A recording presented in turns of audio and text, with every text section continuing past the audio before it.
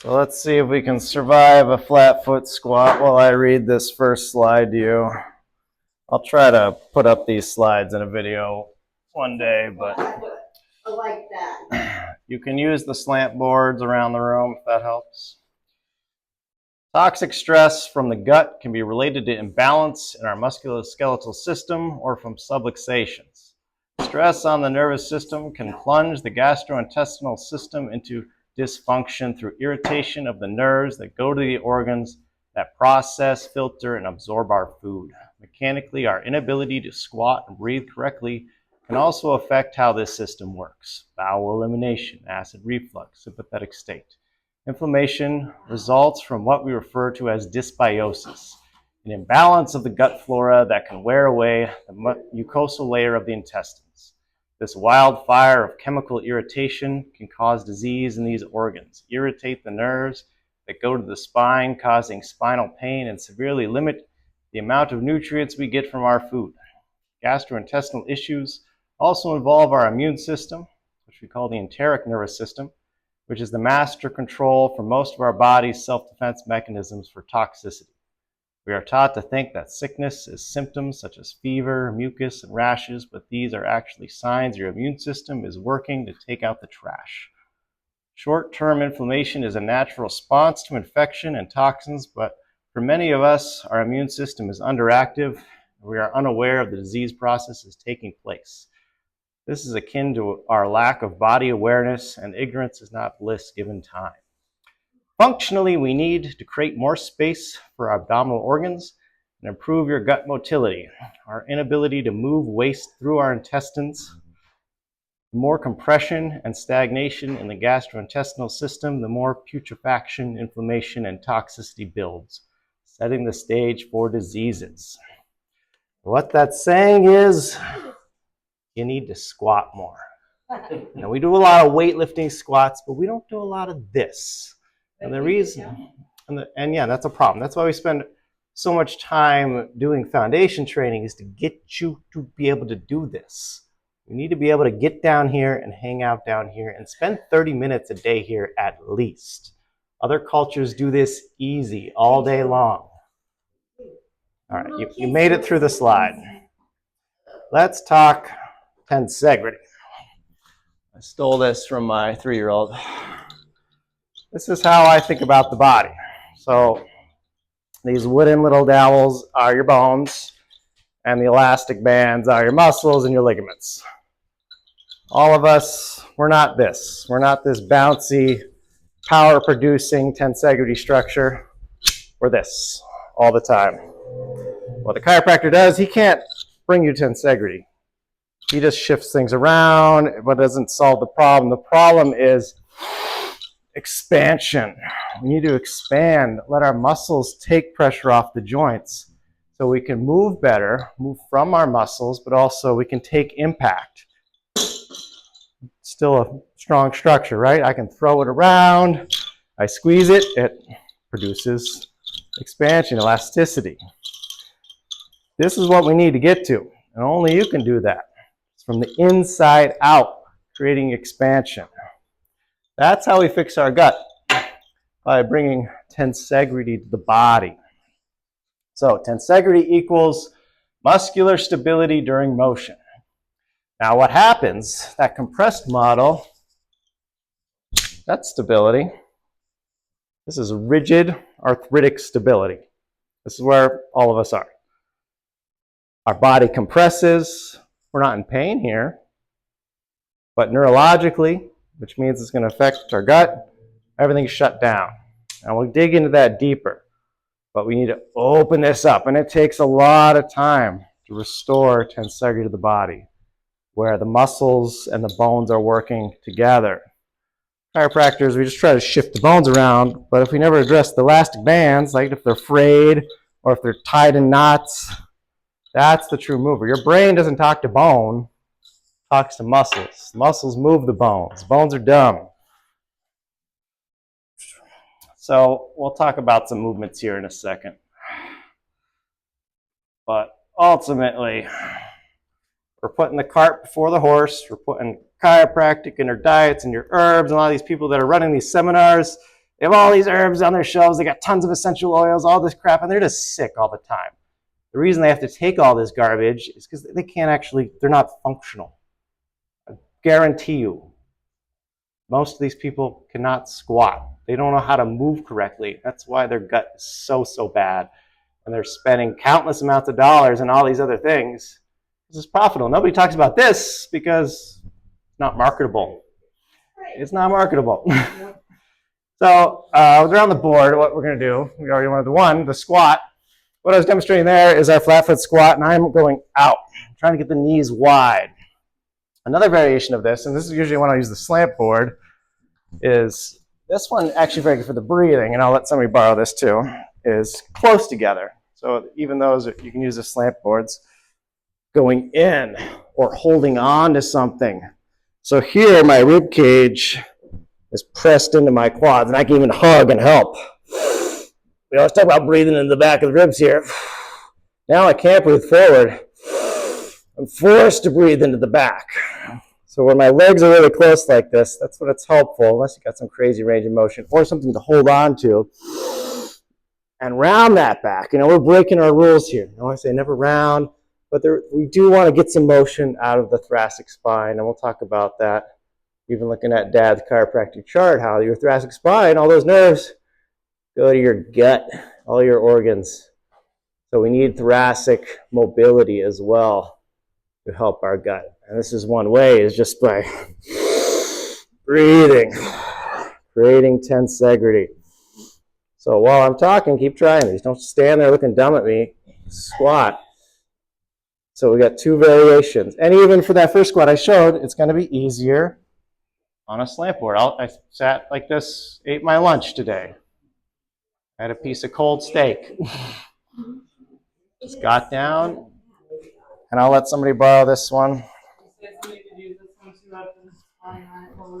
There's a slant board right there no one's using. Ultimately, if you've got great balance too, and this one's good to work on, is just get the heels up. For this one, I'll do this as well. I'll just get those heels up, reach the hands up, and now my heels are still up, and I can still get a lot of benefit there. Actually, more benefit, because I'm working on balance. The other thing I will say is, when we're rounded, don't round, because you'll pitch forward, you'll do this number. So now's when you're coming back up is when you can think about everything we've taught before. Is okay, lift. Now I create stability. That's my drive straight up. Like there's a triangle from the back of your skull, your shoulders, lifting straight up, no matter what type of squat. We don't want to do the whole stripper squat where we round forward and bring the butt back and then stand. We're trying to drive straight up. That's just to protect the back. Mostly we're just trying to create elasticity in the hips. Yeah, we need strength. Not a foundation training. We're not going super deep, right? It's mostly hinging because it's saving the knees. This is going to be a lot on your knees. Your knees aren't going to be used to this. So that's one. Other thing we're going to work on is hanging. Opening up. We do that already with decompression, right? But we can help either hanging from a pull-up bar or just using our mobility sticks here. So we'll pass some of these around. The mobility stick gives me the advantage of hanging. So I can bring that left arm up. I'm going to push with the right and just drop. So I'm hanging with one arm and just opening everything up. Breathing. Just another motion we're trying to get to with everyday life. Eventually, yeah, we want to do something more like a strict hang. Where I can just hang out, decompress, set a timer, get more and more. Just like your squat, you're trying to get more and more. Eventually this gets easier. You could do it with one arm. Switch sides. Actually, while I'm here, another way is just grabbing the handles, going into your squat. Also nice. Grab onto a beam or a doorway or a railing. Get some depth in that squat. So we got hanging. We'll go back to that one. Thoracic mobility. Actually, let's get the hanging right now. So grab a stick.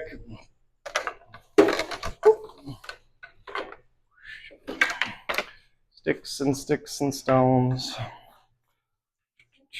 We're going to have to share. So maybe some of you can squat. while some of you are doing that stretch. Yeah, you can grab one of those. So we'll all go together. I'll do this way just so you can see.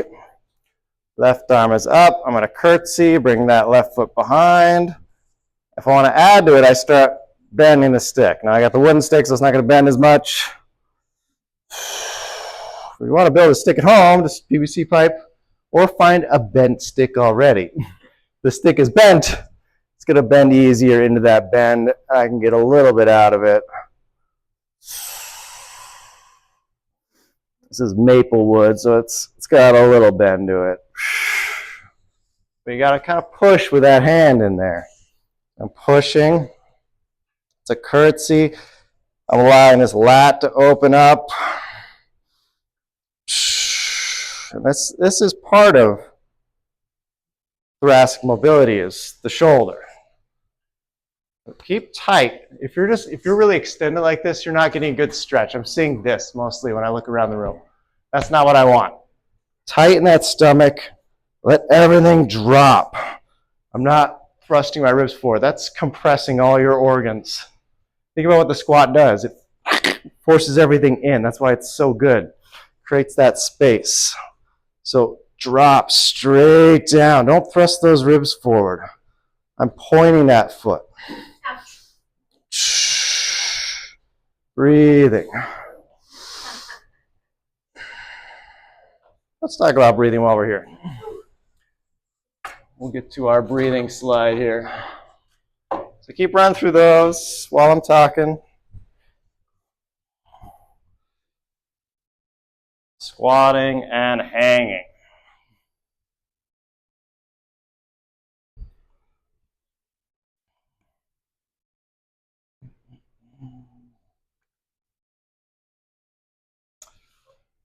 Forgot to bring my Jawzrsize in, but that's one thing that's been really helpful for me is the Jawzrsize.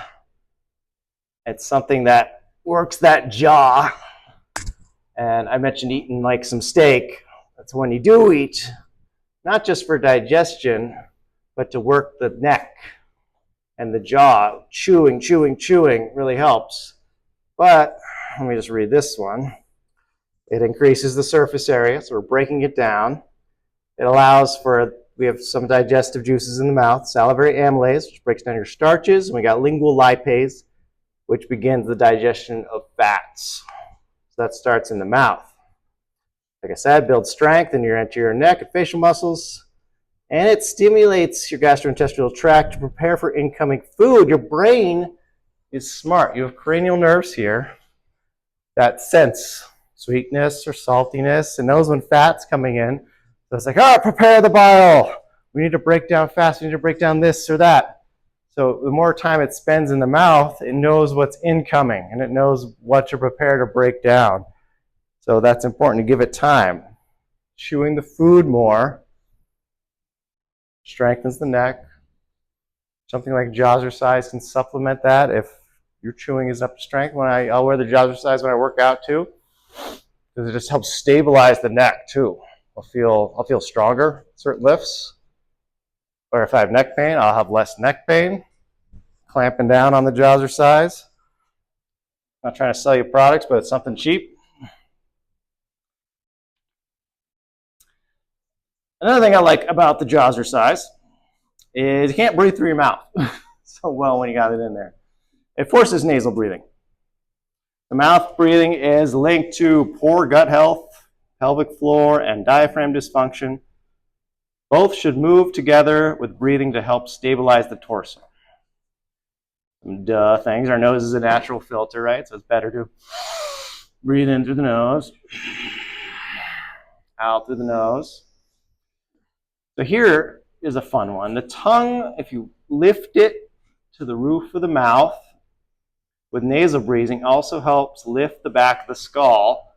And this is because it inhibits the signals from your spinal accessory nerve. Our spinal accessory nerves goes to our muscles like our trapezius and our SCM, which compress the back of the neck. So you want them down here, I don't want to be like this. Breathing just helps engage that front of the neck. So go ahead and try that in through the nose. Lift the tongue to the roof of the mouth. Out through the nose.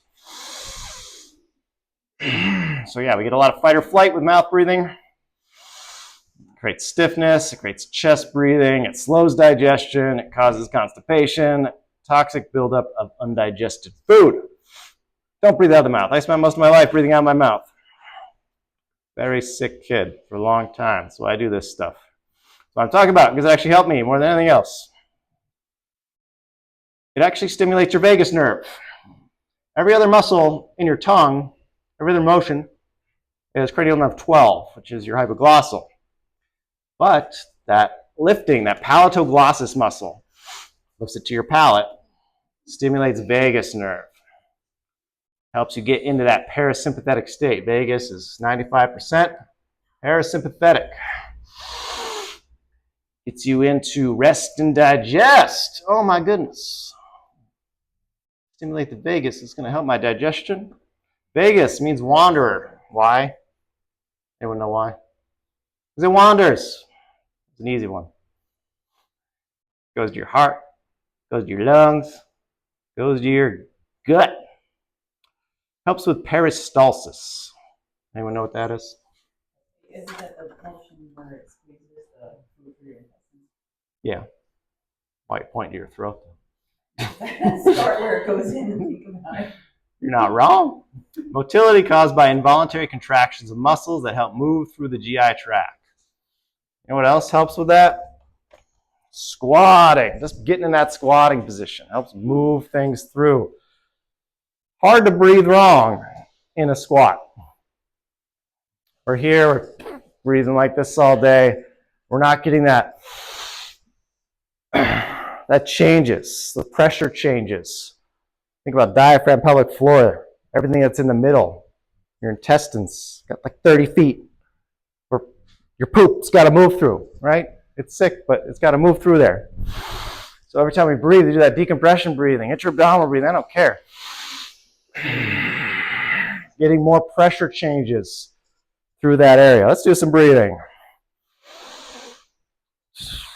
Keep flowing between these three moves we've gone through. The squats, narrow squats, wide squats. Let's just stand, do some decompression breathing. Pinkies on the pelvis, thumbs on the ribs. I can lift my shoulders just because I'm trying to open up the back. I'm trying to create space in this cylinder. And then I start getting the neck long. So I'm creating distance between the back of my skull and my shoulders. But I don't want to do this or start thrusting the ribs forward. Sometimes we think shoulders down. I don't know where people hear this cue. It's not really a cue I try to give. I try to avoid saying that. Everyone pinches the blades, and then you're back to this position, and that's terrible for the gut. So if anything, lift those shoulders first. Feel it open up the back. Drive the elbows wide. And then get that neck long last. You'll feel different. You really work that neck in isolation. I'm taking that back, that skull, pulling it behind me. Hit that palatoglossus muscle. Lifting that tongue to the roof of the mouth.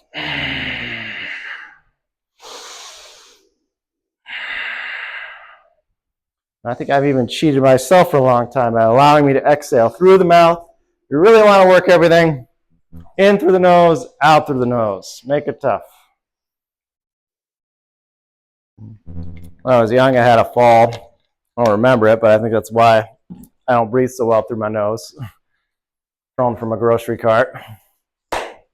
Right on the face. Apparently I was a blueberry for a while. But over time, you create space. It's a forceful. That's why I talk about this aggressive breathing. Just move that out, or you can keep stepping on it. I'm trying to expand that sinus cavity. The roof of your sinus cavity is your sphenoid bone. Sphenoid. We got a lot of cranial nerves going through that to control your eyes, too. That's one for you, Shirley. We're going to fix your vision with breathing here. Fix your gut, fix everything. Opening up that space. The sphenoid does a lot of things, and this is a whole other seminar, but it helps pump cerebral spinal fluid. Sphenoid, occiput, both allow for a little bit of motion when we breathe, or they should. They end up getting twisted and locked, especially shallow breathing. because there's not much expansion. So I don't want you thinking this yoga breath, it's not really going to do it. I want you to think, ugh, inflate your head. I can see Liz's eyes rolling into the back of her skull. That's what I want. I like that. She's passing out. Yeah, you get a little lightheaded, you take a break. This is not something you should be able to do for a long time. But I'm making it aggressive. Not just the head, but I'm trying to fill the cylinder. Which helps me with my lifting too. It's going to help prepare my back, my low back, my spine for lifting heavy too. So the squat we're going over is not really a lifting squat, right? It's just a resting squat. It's I'm going to weed the garden kind of squat. Because, we end up, always being here. So eventually, when you create that tissue elasticity, you can get down there. Yeah, you can weed. It becomes comfortable. You're hanging out here more often. And you just get there when you get there, but you got to work at it. So think for the next 100 days, trying to get into a squat. More and more and more. I don't care how you do it. Heels up, holding on to something. It's not going to be fun for the first week or so, but after that, you'll start getting ground. It becomes actually more practical, and you'll start using it. Go in the refrigerator, stuff like that. Getting stuff out of bottom drawers. You're going to squat, squat, squat. Squat all day long. Like I said, I try to squat. And I cheat. I use my slant board when I eat my lunch. But I try to do that every day. Just a reminder, because I'm trying to get those 30 minutes in. And that's not at a time. I don't mean you're sitting there for 30 minutes at a time. Lunch takes me 10 minutes. Try to do some work on my computer. It could be every time you go on Facebook, go into a squat. Create a little routine for yourself. So that spinal accessory nerve that uses that SCM and the traps, we're trying to create length on that. Just pulling that head up and back. Because it's always jamming us down. When the neck is jammed down, we start thrusting the ribs forward, and that smashes all our organs. You did the organ smash. So we got to open up, breathe, move the food through the gut. Go back to your hangs. Use your stick again. Stretch those out. We got hip mobility to work on. We got thoracic spinal mobility to work on. We got the Jefferson curl or the Kang squat. Those are fun. We'll get to those in a second. We went over that already. Good, good, good. Some of these slides I'm just going to skip. But think about your diaphragm and things like acid reflux. Your esophagus has to go through the diaphragm. So breathing issues could definitely affect the stomach. And the stomach, it's got all that acid to help break down your meat especially. So sometimes we're not breaking things down, then we can't absorb all those good nutrients from it. That could be just blaming the diaphragm. All right. Yeah. And here's Dad's little chart. And this is why we're going to do some of this thoracic mobility. He's got his nerve chart. And why you should get adjusted in your thoracic spine. And I've come to the point where it's much better to mobilize your own spine. Because this, it's not going to last. There's no shortcuts, folks. Sorry to break it to you. Chiropractic, it's a shortcut. And all shortcuts come back to bite you in the end. Hard work is the only way. You got to mobilize yourself. So T1, calls it D1 here. It just means dorsal. It's the old Latin term. We got, of course, our arms. T2, it's our heart. T3, lungs. T4, gallbladder duct. T5, liver. T6, stomach. T7, pancreas. T8, spleen, diaphragm. T9, adrenals. T10, kidneys. Getting the point yet? T11, ureters. T12, small intestines, fallopian tubes, lymph circulation. Even going down into the L1, large intestine, colon, appendix. Spine important. So there could be a neurological component. If our thoracic spine is very immobile, could definitely affect the nerves. That's thoracic. The way to think about it is breathing. How am I going to deflate? Or how am I going to inflate this collapsed tensegrity model? And you think it's going to take an aggressive breath? Yes. So jammed down, so restricted. We gotta inflate it. We gotta open it up. It's gonna take some work, but it might need some help. Chiropractor's there to help you. It's a tool. You gotta use it right. It's not the end-all, be-all. Sway back is a good picture here. I'll try to demonstrate it for you. This is what happens. Pelvis comes forward, thoracic spine gets so jammed up.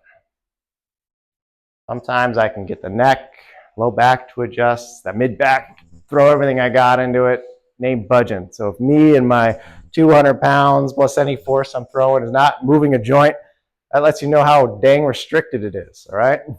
Think about how much you got to put 200 pounds plus pressure in there to open that up. So I got some balls set up. Let me grab some more here. Don't need to have them propped up. Keep the sticks. You keep cycling through. Just don't trip on them. Now you don't have to have a heavy weight. But this is one good drill. And you could set this up multiple different ways. But I'm going to get that. And this is good right between the shoulder blades. So weight plate, kettlebell, dumbbell, I don't care what you got. I'm going to start just with some skull crushers. So I'm going to let the elbows bend, bring it behind the head. I feel that in the shoulder. So it might feel more like a shoulder stretch, but you might notice that every once in a while I get a little boop, click. Right there, I got one. Oh, I feel good. Mobilize that spine. So this is helping me. I'm loosening up the thoracic spine. So do about 5 or 10 with the skull crusher. Just watch the neck. Don't let that neck flop over the ball. I don't want your head resting on the ball. We're going to get some good neck strength here. Other cues are... Oh, a 10. I said there was a B. Okay. Other cues are keep the abs very tight. No, I have You don't want the ribs thrusting towards the ceiling. So squeeze the abs. You'll notice it's easier bending the elbows. So when you really want to challenge the lats, press your kettlebell or your weight away from your head, then go straight arm behind you. I'm not trying to get to the floor because then you'll probably notice your butt's lifting up or your ribs are thrusting and you've lost that ab control, the core control. And then so maybe even just 5 of these slowly, elbows straight, very shaky. Get that breath work going, breathe, brace, move. Again, you might feel like, oh, this is not a lot of movement in my spine. I'm just feeling my shoulders. Those shoulders are so linked to that restriction in the mid-back. See, Kathy, how those ribs are thrusting? Lock them down. Tighten that stomach. Don't let the ribs thrust. Keep your core so tight, like someone's going to punch you in the stomach. Knees are bent, guys. Knees are bent. It's going to help your core and your hip flexors engage. Butt stays down. Just work that. And then move around. So go higher. You can go almost to the base of the neck. Just don't let that head flop out of the ball. Yes, your neck's going to get very tired. But that's good. You're breaking up all that tightness in your trapezius. Coming straight up, or are you coming all the way down? I'm just going back to chest, forehead level. And don't let the elbows roll out. Keep them in for both.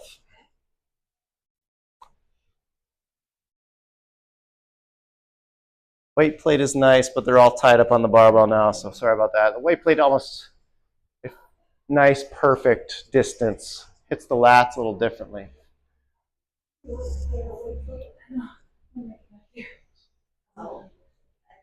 Stretching those lats, mobilizing that thoracic spine, and just keep moving around. Hold on to those kettlebells. Do about 5 and 10, then stand back up, and we'll go over our Jefferson curl. There's kind of 3 moves I like here that are all really kind of similar. The Jefferson curl we don't really do here, so let me talk about another one we do. We do. I usually like a heavy one for this one. The somersault squat. I lock my forearms right onto my hips. God gave you these grooves right there where your hip flexors are just for this. And I start with bringing the butt up and back, and I'm trying to, usually this is when I get the most movement out of my spine. I'm just trying to round my mid-back, lift my butt up and back till I really feel my hamstrings. and then I squat into it. So that Kang squat is very similar to this, because the Kang squat, you're just going from the squat Where? Oh, look right there. Where? up into the hinge. Okay, What is it? no, Don't move. don't move. What is it? Is it a spider? Don't move. Is it a spider? I don't know. What it was? Look on whatever it was. We're just gonna pretend it was. That means it's over there. Bunch of scaredy cats in here. I don't like to kill them, but it was already enough. All right. Oh, now that the spider is I dead. saved your life. Yes. Spiders are not aggressive. They bite. They only bite if you attack them or get in their way. He's just hanging out on me. He's enjoying the hip mobility. So don't let the kettlebell move. Forearms don't move. Going from the hinge into the squat. And it's okay if that kettlebell doesn't get the ground right away. It'll start creeping there the more you do it. And really lift that butt up and back. Feel that motion in that thoracic spine. You don't have to do this for the Jefferson curl, but I like getting propped up.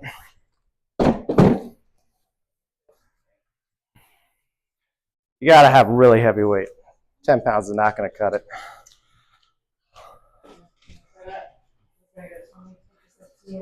You do need a heavier one, yeah. So the Jefferson curl, yeah, the weight's gonna pull you deeper. It's gonna mobilize you.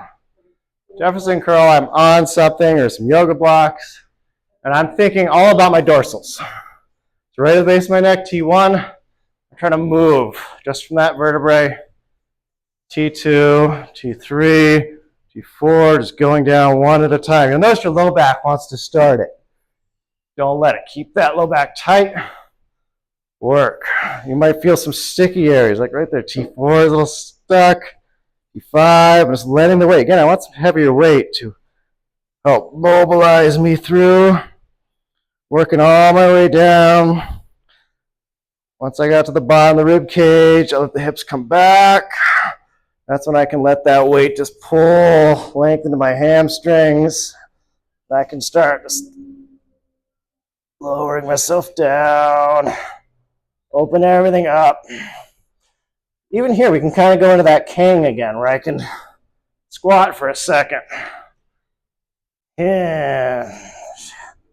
Slowly creep that weight to the ground. Another fun thing I like to do is let one arm drop. Reach. Reach. Good. That'll mobilize things nicely.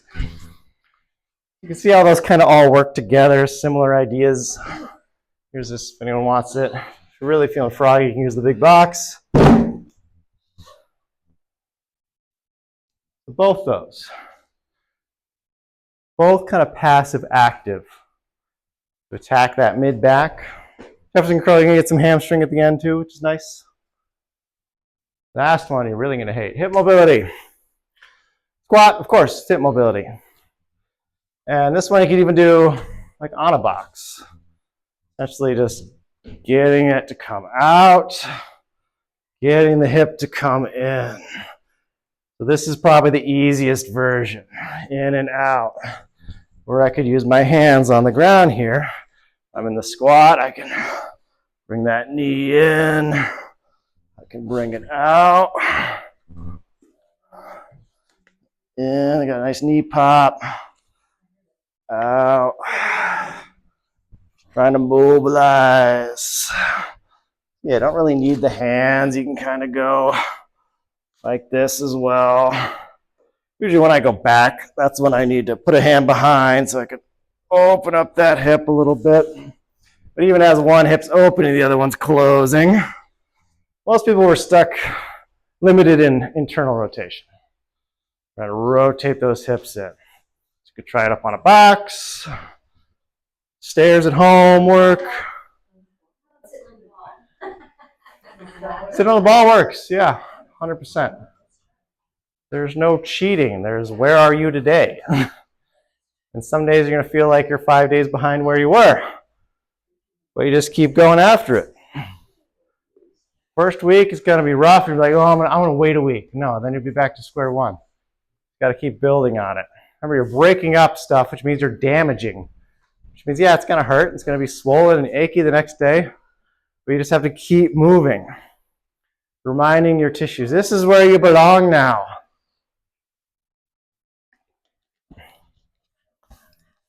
You are the caterpillar breaking out of the cocoon.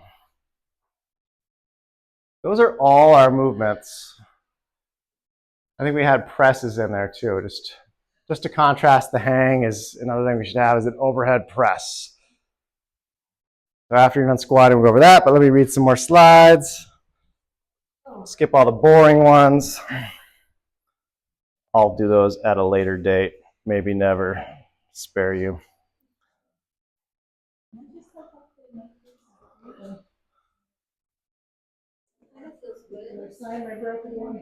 Yeah.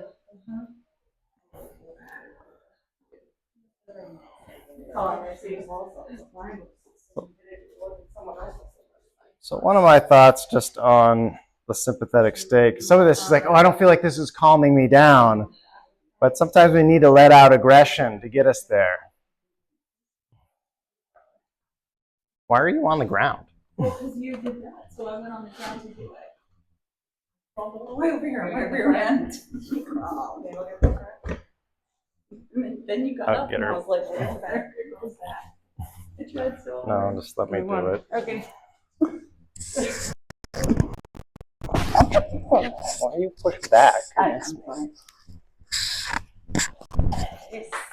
Thank you. Oops, sorry. Just let me lift you.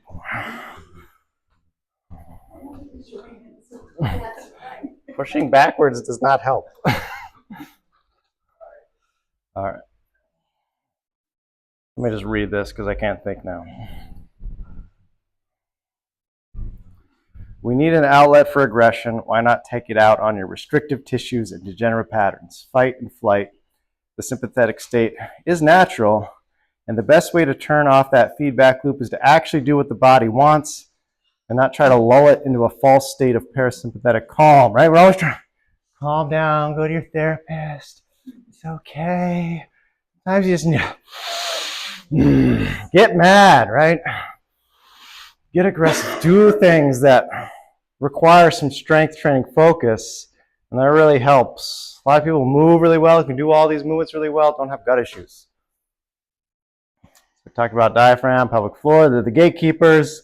All your food has to run through your diaphragm. All your food has to run through your pelvic floor. So if you got issues with those, you have issues with digestion. All right, let's get to the squatties. Poor biomechanics leads to mechanical stress in the body and also neurological stress. You can see the rectum here. We got this little muscle. So that muscle relaxes when you're in a squat. How did everybody poop? Ancient man used to poop in a hole, right? Flat foot squat. The porcelain throne was invented, and then all our new gut and IBS and all that was invented. Right, came around right around with it. So squatting really going to help. That's your puborectalis muscle. So you're like, oh, I can't squat. That's okay. That's why we have the squatty potty. There's a good-looking guy right there. He's cheating. What is he using? He's using a kettlebell. Use weight to drive you deeper into the squat. Do what you got to do. So you can make one of your own. I had a squatty potty. Someone stole it.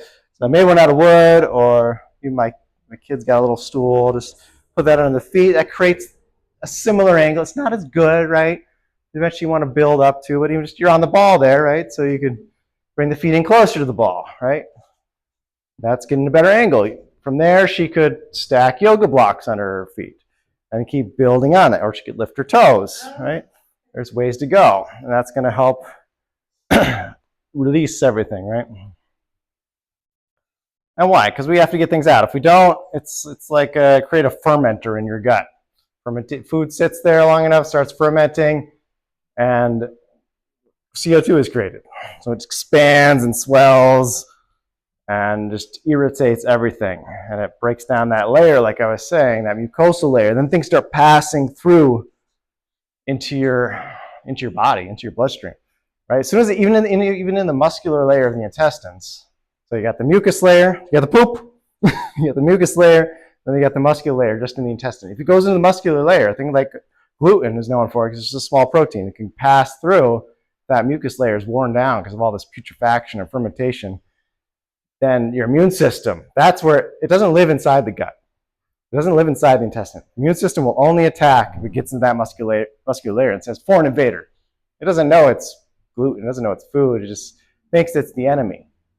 So you get all this irritation because your immune system's attacking all this stuff that's passing through because it's become permeable, right? And it just helps with getting everything out. I'm not saying you don't need to eat right and all that stuff, but if we're not doing this, we're not working on our squats, that's number one. That's most important. Great instability, tensegrity, blah, blah, blah, blah, blah, blah, blah, blah, blah, yeah. So yeah, you're talking about that immune system. That's your second brain. So you got 100 billion neurons in your human brain. You have 200 to 600 million in the gut. So that's the second most. That's why it's called your second brain. So your immune system, your enteric nervous system, your gut brain, very important. You want your gut happy because your gut is linked to your immune system. So let's talk about autoimmune diseases, right?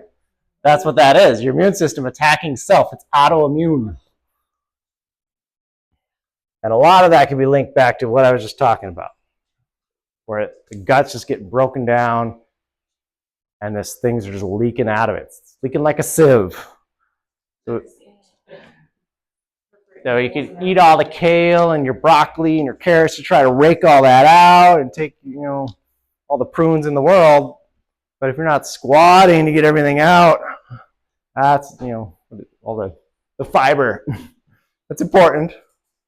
But squat, far more important. Some of the best poops I've ever had are after leg day at the gym, okay? It's just, that's why I do this talk once a year. It's disgusting, no one wants it, but let's run through all these moves again.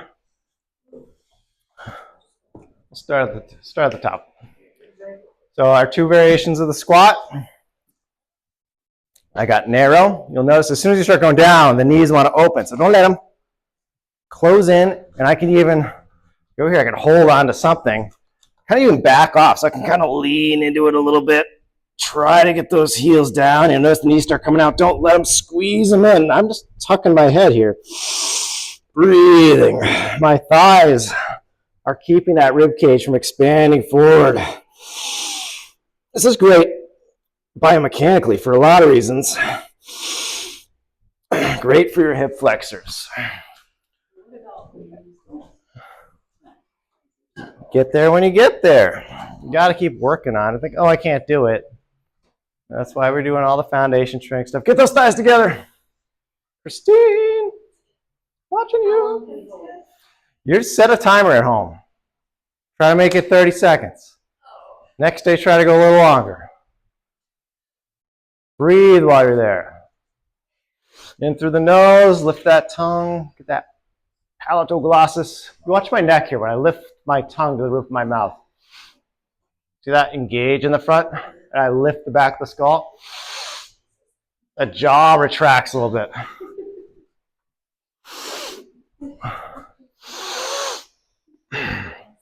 Breathing through the nose, small opening.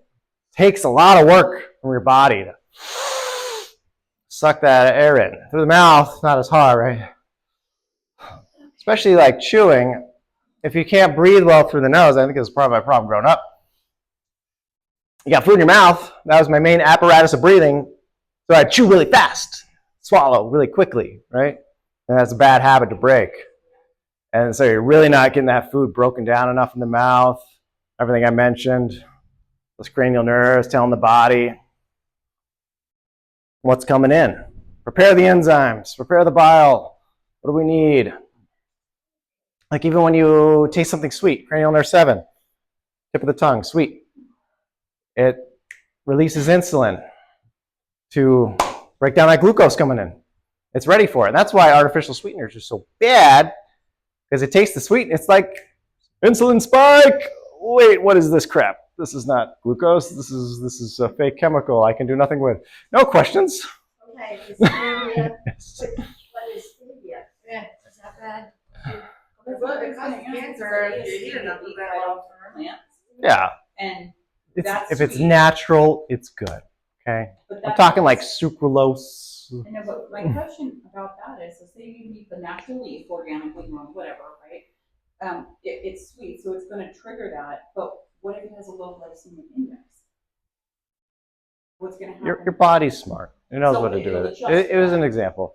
Okay. Like with high fructose corn syrup, it's mostly fructose. It's high fructose. So there's a little bit of glucose, but there's really not that much. It's like 80 or 90% fructose. High fructose corn syrup.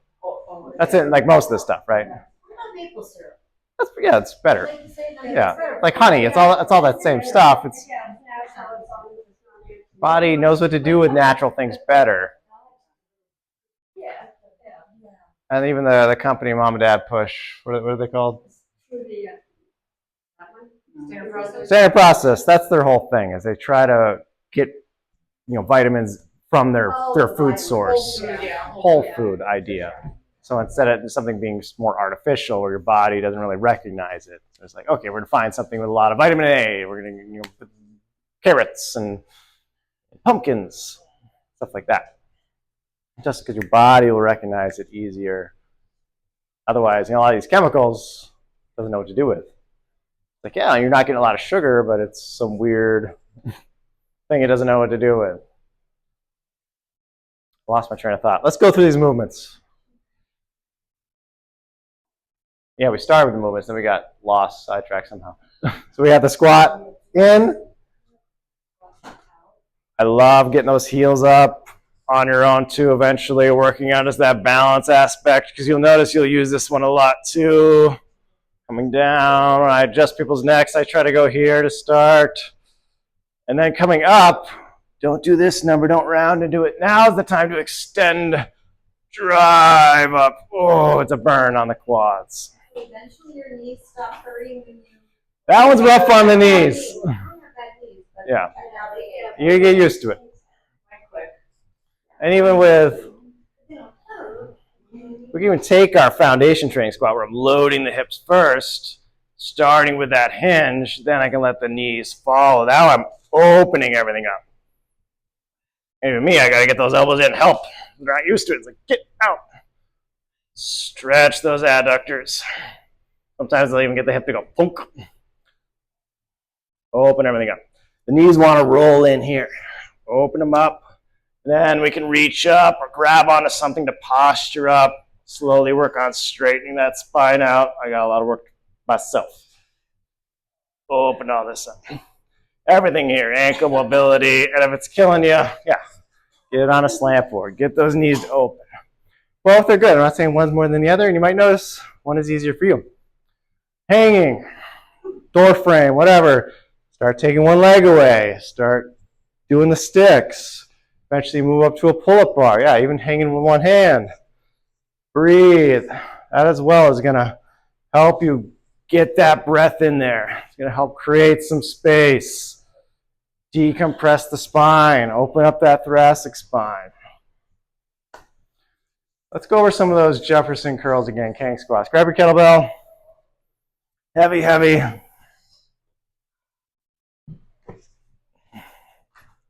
If it's too light, it's just not going to pull you. It must pull you. Try to tempt you with the 62 pounder. So my Kang squat, one hand over the other. I got the handle facing forward. And I'm locking those forearms right in front of the hips. And I'm just going to hinge those hips up and back to feel the hamstring stretch. And I feel my neck too, working, just opening up. Front of the neck's tight, abs are really tight. Then I'll go squatty. I'm already loose, so I'm able to get that all the way down. So then I could even elevate myself. Right there, I got a nice pop. Low thoracic motion. I like it. Eventually it starts sliding, so I'll just bring it back up, lock it in again. You shouldn't be able to get more than 10 of these, right? Oh, they're a burner. You'll feel your quad a lot.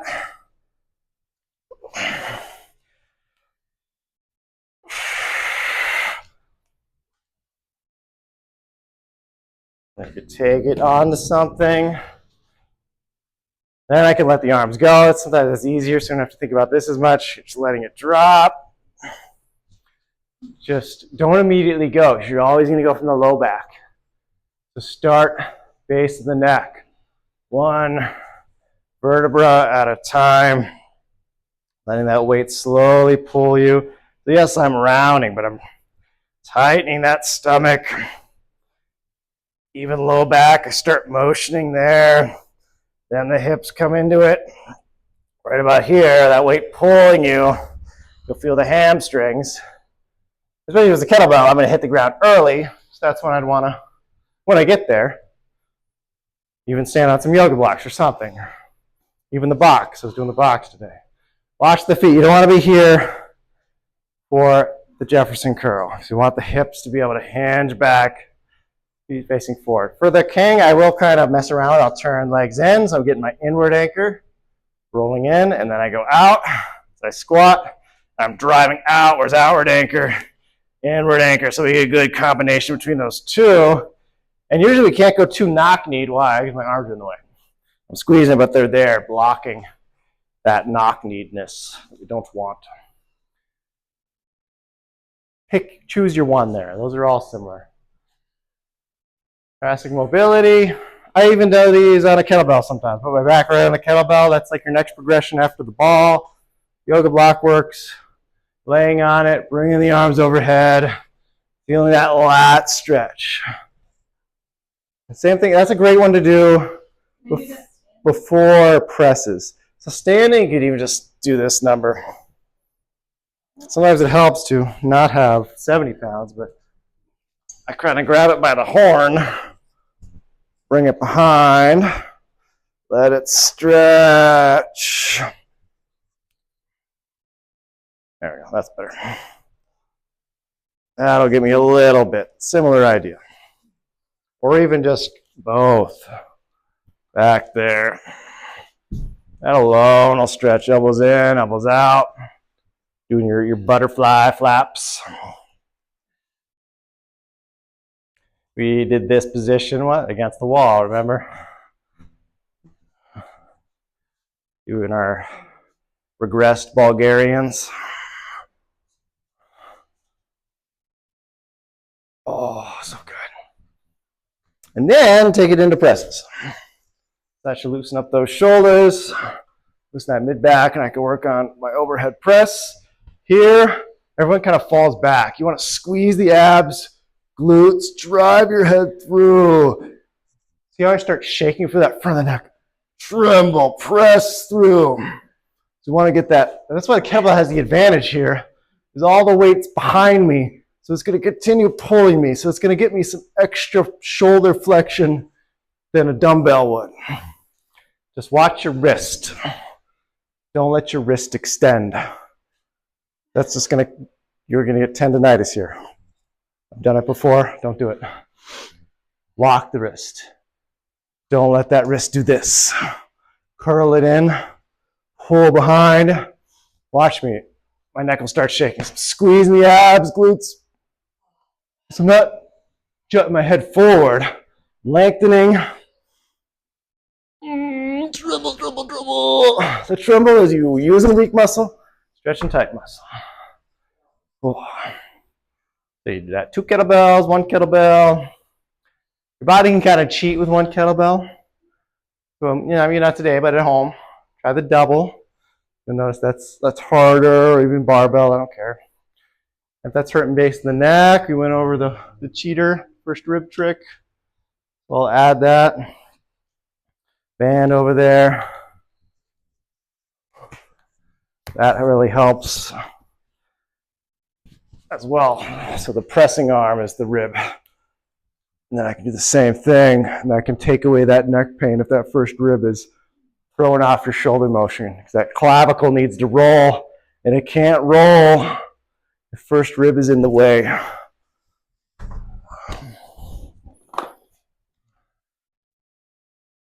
Hip mobility, and then you're done. With 5 minutes to spare, look at that. So try it with a kettlebell. It's out in front, something to hold on to. And I'm gonna work on, I lift the heel, my left leg, bring that knee in, then right, bring that knee in. So it's nice to have something. Working on that internal rotation. Even as I bring the right in, I can let the left really come out. Left knee in, right, press out. Breaking apart all that garbage. This will get you squatting deeper over time. Again, this kind of works on a box too. Propping the leg up, working it in and out. Yeah. The higher it is, the easier it is if you can get up there. The one trick I do is, you notice the foot rolls, so you can kind of grab the foot. Stay there, foot. Now I can kind of work open. Get that to open up. And then I can start bringing it in. I can even help it come across.